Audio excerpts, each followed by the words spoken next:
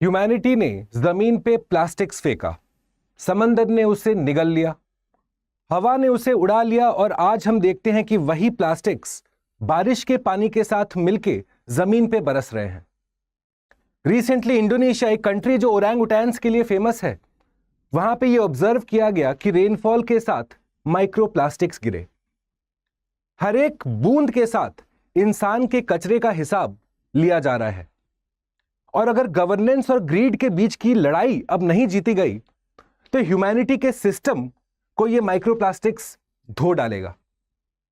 तो क्या है माइक्रोप्लास्टिक्स और क्या हुआ इंडोनेशिया में जब माइक्रोप्लास्टिक्स बारिश के साथ गिरे, इसी को समझने और समझाने के लिए स्टडी आईक्यू की तरफ से मैं प्रस्तुत हूं। मेरा नाम है भुवन झा। सबसे पहले नजर डालते हैं दोस्तों कि आखिरकार माइक्रोप्लास्टिक्स होते क्या है। नाम से ही समझ जाएंगे ये सूक्ष्म, अति सूक्ष्म पार्टिकल्स साइज में होते हैं, यानी कि इनका साइज आप देखेंगे अंडर 5 मिलीमीटर्स। प्रमुखतः माइक्रोप्लास्टिक्स दो प्रकार के होते हैं, प्राइमरी और सेकेंडरी माइक्रोप्लास्टिक्स।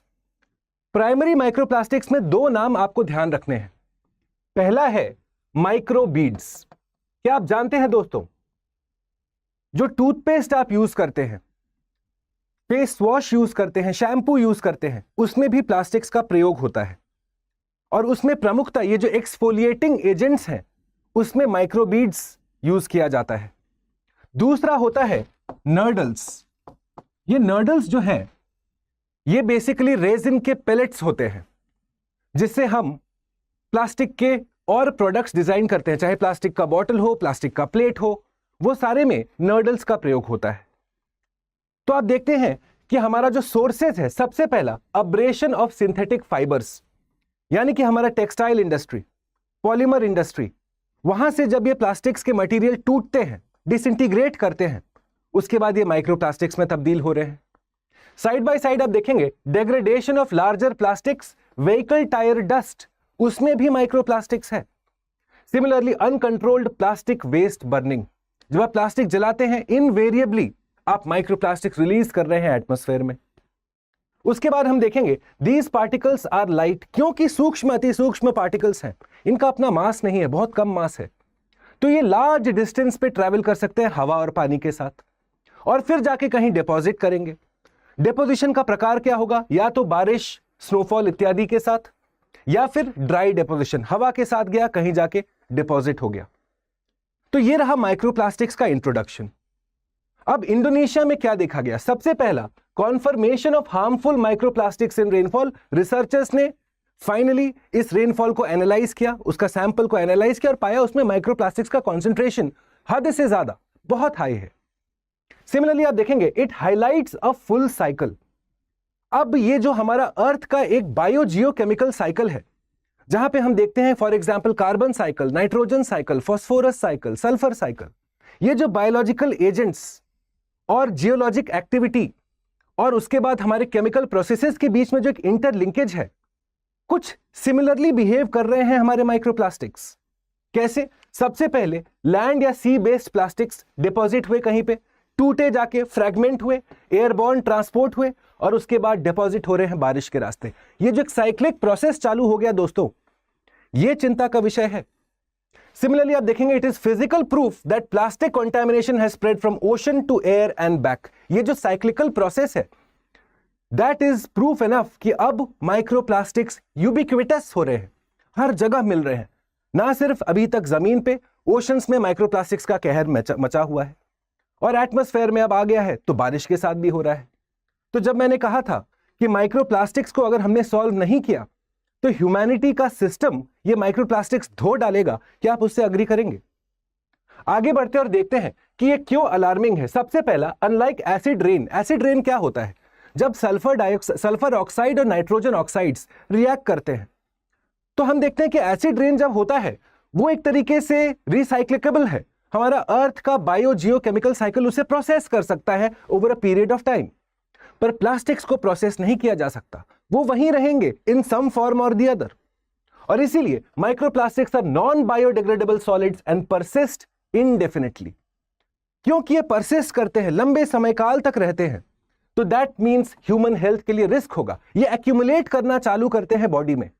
क्या आप जानते हैं रिसर्चर्स ने रिसेंटली पता लगाया कि हम जो एक होलिएस्ट ऑफ प्लेसेस कहते हैं, मां का गर्भ, जहां पे एक शिशु का डेवलपमेंट हो रहा होता है, उसके आसपास एक फ्लूइड होती है, एमनियोटिक फ्लूइड। रिसर्चर्स ने पता लगाया कि उस मां के गर्भ में एमनियोटिक फ्लूइड में भी माइक्रोप्लास्टिक्स आजकल पाए जा रहे हैं।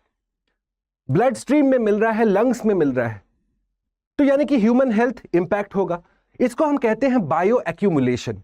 ये जो छोटे छोटे कॉन्सेंट्रेशन में जब आप प्लास्टिक के बॉटल से पानी पीते हैं, थोड़ा बहुत माइक्रोप्लास्टिक आपके बॉडी में गया, ऑब्वियसली आपका बॉडी उसको नहीं तोड़ पा रहा है, वो एक्यूमुलेट करता चला जा रहा है, धीरे धीरे उसका नेगेटिव इंपैक्ट, नेगेटिव प्रभाव दिखना शुरू होगा। ऐसे ही तो इंडिया आज cancer capital of the world नहीं बना है, कहीं ना कहीं कुछ मेजर एरर हुआ है। और ये सिर्फ इंडिया का गलती नहीं है, राष्ट्रीय इंटरनेशनल स्तर पे ये कहीं ना कहीं एरर हुआ है। तो आप देखें, इनहेलेशन, इंजेशन, जब आप खाएंगे पिएंगे, एक्यूमुलेशन इन ऑर्गन्स, लिवर, ब्रेन इत्यादि में ये एक्यूमुलेट करता चला जा रहा है, बायो एक्यूमुलेशन हो रहा है। And endocrine disruption from additives, phthalates हो गए, बिस्फेनॉल हो गए, these are all very dangerous agents दोस्तों। इससे हेल्थ हमारे डायरेक्टली इंपैक्ट होता है, चाहे हमारे रेस्पिरेटरी सिस्टम हो, चाहे हमारा रिप्रोडक्टिव सिस्टम हो, चाहे हमारा एबिलिटी टू टॉलरेट हो, हमारा जो एक इनर एबिलिटी होता है जिसको हम कहते हैं कि हम लोग कितना टॉलरेट कर सकते हैं, कितना स्ट्रांग है आप अंदर से, वो भी आपका कम हो जाएगा, इम्यूनिटी कम हो जाएगा, ऐसा समझिए। लास्टली आप देखेंगे दे आर ऑल्सो वेक्टर्स। इसका अर्थ जानते हैं, क्योंकि ये छोटे छोटे पार्टिकल्स हवा में ऐसे तैर रहे हैं, तो उससे बैक्टीरिया, वायरस इत्यादि one place to other place जा रहे हैं, एक प्लेस से दूसरी जगह जा रहे हैं। तो डिजीज को भी स्प्रेड करने में माइक्रोप्लास्टिक्स अपना योगदान दे रहे हैं। तो देखेंगे आप, माइक्रोप्लास्टिक्स में carry pathogens, microbes, viruses etcetera. कितना डेंजरस है माइक्रोप्लास्टिक्स। पर वही है ना, ग्रीड और गवर्नेंस के बीच में फिलहाल ग्रीड जीत रहा है, और मैं आपको बताऊंगा कैसे। आगे बढ़ते और देखते हैं रूट कॉज क्या है माइक्रोप्लास्टिक्स रेन का। सबसे पहला, ग्रीड। ये जो हमारा डिपेंडेंस हो गया है, इनफैक्ट ओवर डिपेंडेंस हो गया है प्लास्टिक्स के ऊपर, कि प्लास्टिक्स के बगैर हम अपना way of life, daily life सोच ही नहीं सकते हैं। ये जो कंज्यूमरिस्टिक कल्चर आ गया है, उसके चलते माइक्रोप्लास्टिक्स का तादाद हद से ज्यादा बढ़ गया है आज के टाइम। तो आप देखेंगे dependence on synthetic polymers, logistic, packaging, textiles, ये जो हमारा एडवांटेज था अब हमारा डिसएडवांटेज बन चुका है। कहते हैं ना, the hunter has become the hunted. We are getting hunted by the very product that we created. Similarly आप देखिएगा वेस्ट मैनेजमेंट सिस्टम, ये देखिए गाजीपुर लैंडफिल, क्या लगता है इसमें माइक्रोप्लास्टिक्स बहुत सारे नहीं होंगे? अब जब हवा चल रहा है, पानी चल रहा है, ये सारा माइक्रोप्लास्टिक्स हवा पानी में फैलेगा। तो सिमिलरली इंडोनेशिया में भी जो लैंडफिल्स हैं, जहां सारा कचरा जा रहा है, उसको ओपन लैंडफिल्स रखा जा रहा है, जिसके चलते they are freely interacting with water, air and land, जिसकी वजह से ये साइक्लिक प्रोसेस में घुस पा रहे हैं। सिमिलरली आप देखिएगा एक्सपोजर ऑफ डंप्ड वेस्ट, जितना आप बाहर छोड़ेंगे उतना हवा पानी इसको कैरी फॉरवर्ड करके जाएगा। तो आपके मन में सवाल आएगा कि आखिरकार कर क्या सकते हैं हम फिर, क्योंकि माइक्रोप्लास्टिक्स ऐसे आपने बताया कि नॉन बायोडिग्रेडेबल है, वो टूटेगा नहीं। तो सबसे पहले शॉर्ट टर्म में एक्सटेंडेड प्रोड्यूसर रेस्पॉन्सिबिलिटी, ईपीआर का कॉन्सेप्ट समझिए दोस्तों। यह है पॉल्यूटर पेज प्रिंसिपल के अंदर एक एंसिलरी कॉन्सेप्ट। इसका अर्थ क्या होता है कि आप यहां पे अब प्रोडक्शन कम करने के लिए एक दारोमदार, एक रेस्पॉन्सिबिलिटी डालते हैं प्रोड्यूसर के ऊपर। कैसे? सबसे पहला, रिटेलर अपना सामान बेचता है, आपने खरीद लिया उसको, सामान को भी खरीदा, पैकेजिंग भी साथ में आया, अब रिसाइकल करेंगे। प्रोड्यूसर इज रेस्पॉन्सिबल, जिसने वो प्रोड्यूस किया है वो सामान, उस पे दारोमदार डाला जाता है for collecting, processing, recycling and disposing, दोनों चीज, पैकेजिंग और प्रोडक्ट, ताकि हमारा जो माइक्रोप्लास्टिक्स का जो प्रोडक्शन हो रहा है उसमें कमी आए। अगर हम रिसाइकल कर रहे हैं एक ही चीज को बार बार, तो ये जो तादाद बढ़ती चली जा रही है प्लास्टिक्स की, उसमें कमी आएगी, जिसके चलते हम देखते हैं कि producer uses recycle materials to manufacture products and markets. Reduce, reuse, recycle, ये क्या है दोस्तों? ये एक सर्कुलर इकोनॉमी की तरफ हमें बात करता है, that we have to strive to become a circular economy, which means इस तरीके के पोल्यूटिंग एजेंट्स को कम करने के लिए हमको रिड्यूस करना पड़ेगा इसका यूज, रिसाइकल करना पड़ेगा ये सारे प्रोडक्ट्स को, और उसके बाद ही हम इनका नंबर कम कर पाएंगे हमारे अर्थ के ऊपर। पर यह तो रहा एक तरीके से कंटिन्यूअस प्रोसेस। जब हम प्लास्टिक्स को रेगुलेट करने की बात करते हैं, तो सबसे बड़ा जो एक मैकेनिज्म तैयार हो रहा है, ये बीरबल की खिचड़ी जैसा बन गया है। ये कब से तैयार हो रहा है, पर इसमें कुछ प्रोग्रेस नहीं हो पाया है, और मैं बात कर रहा हूं ग्लोबल प्लास्टिक्स ट्रीटी की।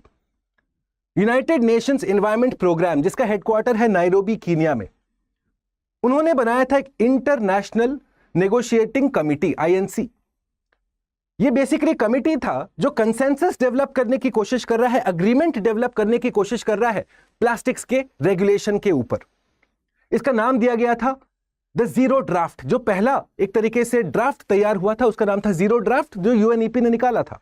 मुद्दा क्या था? एक ग्लोबल प्लास्टिक्स ट्रीटी डिफाइन करें हम, जिससे हम प्लास्टिक के प्रोडक्शन, उसके यूज को हम कम कर सके, ताकि हमारा जो एक इंटर जेनरेशनल इक्विटी है, जो इस तरीके से हमारे पूर्वजों ने हमको ये जमीन दी थी, ये हवा दिया था, ये पानी दिया था, हमारे ऊपर भी ये दारोमदार है कि हम उसी तरीके से अपने फ्यूचर जनरेशंस को उसी क्वालिटी के साथ ये चीज आगे सौंपे। पर क्या हम कर रहे हैं वो? जी नहीं। तो उसके लिए global plastics treaty is very very important.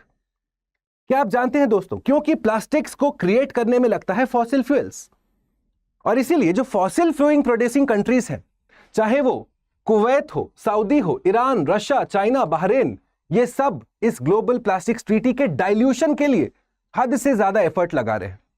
For example, इनका क्या कहना है कि पूरा ग्लोबल प्लास्टिक्स ट्रीटी सिर्फ प्लास्टिक पोल्यूशन की बात करे, ना कि प्लास्टिक प्रोडक्शन की। अब बताइए, प्रोडक्शन की बात नहीं करें पर पोल्यूशन की बात करें, एक के बगैर दूसरा संभव है क्या? और सरप्राइजिंग बात यह है कि भारत ने इनके पोजीशन को इंडोर्स किया है। तो सवाल मैं अपने दर्शक गण पे छोड़ता हूं, क्या लगता है आपको, क्या भारत का यह अप्रोच अच्छा है? क्या प्लास्टिक्स को रियली कंट्रोल किया जा सकता है? इसके प्रोडक्शन, पोल्यूशन को कैसे हम कंट्रोल करेंगे? क्योंकि प्रेजेंट फॉर्मेट में यह अब अनसस्टेनेबल बन गया है दोस्तों। इंडोनेशिया में रेलफॉन होना, ना सिर्फ इंडोनेशिया, रिसर्चर्स का कहना है इंडिया में भी हो चुका है ये, and this will become a reality in the coming days. I hope ये डिस्कशन आपको पसंद आया, आप सीखे समझे कुछ नया, अवेयरनेस आया एक बहुत ही क्रिटिकल इशू के बारे में।